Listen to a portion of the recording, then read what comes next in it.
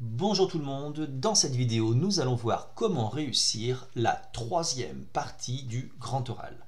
Je rappelle que la troisième partie du grand oral, ce sont en fait les 5 dernières minutes de cette épreuve qui correspondent en fait essentiellement à des questions sur ce que vous allez faire après le bac.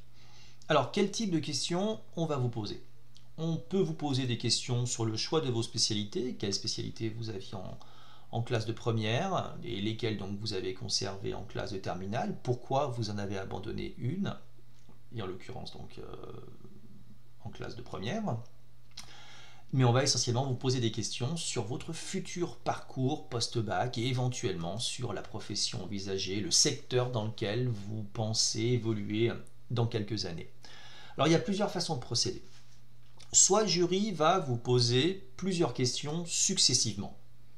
Ça veut dire que pendant ces 5 dernières minutes, où vous serez debout ou assis face aux deux membres du jury, ils vont vous poser plusieurs questions. Par exemple, ils peuvent commencer en vous demandant donc déjà pourquoi vous avez choisi ce sujet. Donc dans ce cas-là, bien évidemment, si vous pouvez le relier à votre projet post-bac, c'est l'idéal. Si tel n'est pas le cas, c'est pas grave. Vous pouvez toujours le justifier en passant par les loisirs, par des centres d'intérêt, cette partie du programme vous l'aimiez bien, etc., etc. On peut également vous demander comment vous avez élaboré votre problématique. Alors évitez de dire que vous avez fait en fait un copier-coller d'un sujet trouvé sur les réseaux sociaux, parce que là vous vous exposez à la foudre des deux membres du jury. De toute façon, il y a de fortes chances qu'on se soit déjà rendu compte auparavant. D'accord? Non, vraiment, expliquer tout le cheminement intellectuel qui vous a permis d'obtenir le sujet que vous venez de présenter. Quelles recherches vous avez pu effectuer, quelles sources vous avez pu utiliser, etc. Alors après, vous pouvez avoir d'autres questions, mais spécifiquement sur ce que vous allez faire après le bac. D'accord? À savoir, donc une fois que vous avez présenté éventuellement les spécialités que vous avez conservées en classe de terminale, on va vous demander quelles études allez-vous effectuer après le bac. Donc là, ce qui est intéressant, c'est que le grand oral a lieu en général les 10 derniers jours de juin, ce qui veut dire que vous avez déjà eu normalement, en tout cas, je l'espère pour vous, pas mal de réponses sur Parcoursup ou ailleurs. Donc autrement dit, vous savez quasiment déjà ce que vous allez faire à la rentrée de septembre. Donc, ça serait intéressant, effectivement, d'être capable, bien évidemment, de préciser ce que vous allez faire, sachant que nous, en tant que membres du jury, nous ne sommes pas là pour juger, pour porter un jugement sur ce que vous faites. D'accord? On n'est pas là pour se dire, oh, effectivement, on le verrait bien faire ça, ou au contraire, ah non, là, vraiment, ça va être un massacre. Non, non, pas du tout, c'est pas notre problème, ça. D'accord? Ça regarde que vous. Donc nous, on s'intéresse au fait que vous allez nous présenter ce que vous allez faire après le bac, mais surtout, ce qui nous intéresse, c'est qu'est-ce qui vous a poussé dans cette direction? Comment êtes-vous capable de justifier ce choix? Quelle démarche vous avez effectuée pour construire ce parcours dans l'enseignement supérieur? Est-ce que durant vos années lycée, vous avez pu visiter éventuellement des établissements de l'enseignement supérieur? Est-ce que vous avez passé une journée à l'université, par exemple? Est-ce que vous avez été à des journées portes ouvertes, à des forums étudiants? Est-ce que vous avez discuté avec des professionnels, avec des enseignants du supérieur? Est-ce que vous avez effectué des stages? D'accord? Donc c'est vrai que c'est très très important que vous puissiez justifier votre choix.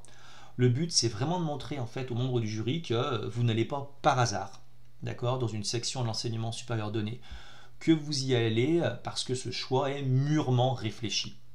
Ok? Et on peut vous demander également ce que vous allez faire après. Si par exemple vous dites que à la rentrée vous faites une licence en sciences éco, on va vous demander ok, d'accord, mais qu'est-ce que vous comptez faire après la licence, dans le cas présent. Et enfin, on peut aller encore plus loin, d'accord, en vous demandant quel métier vous souhaitez effectuer plus tard, ou éventuellement dans quel secteur vous pensez travailler. Et pourquoi? Est-ce que vous pensez que ça correspond à votre personnalité? Et qu'est-ce que vous savez de ce métier?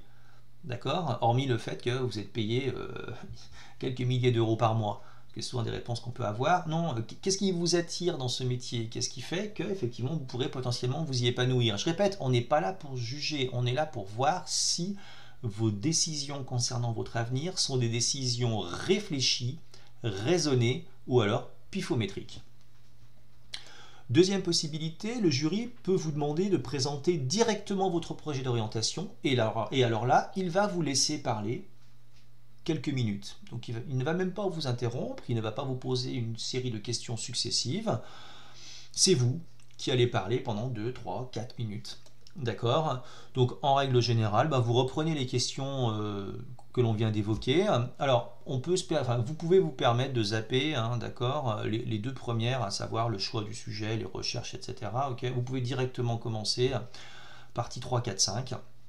Sauf si évidemment après le jury veut des précisions à la fin, ok, mais sinon effectivement, voilà, j'avais ça comme spécialité en première, j'ai conservé ça en terminale. Alors si jamais le sujet pour lequel vous avez opté, que vous venez de présenter, est relié à ce que vous envisagez après le bac, vous pouvez le dire, profitez-en, voilà, l'exposé que je viens de faire correspond effectivement à ce que j'envisage de faire ensuite dans les années qui viennent, etc. etc.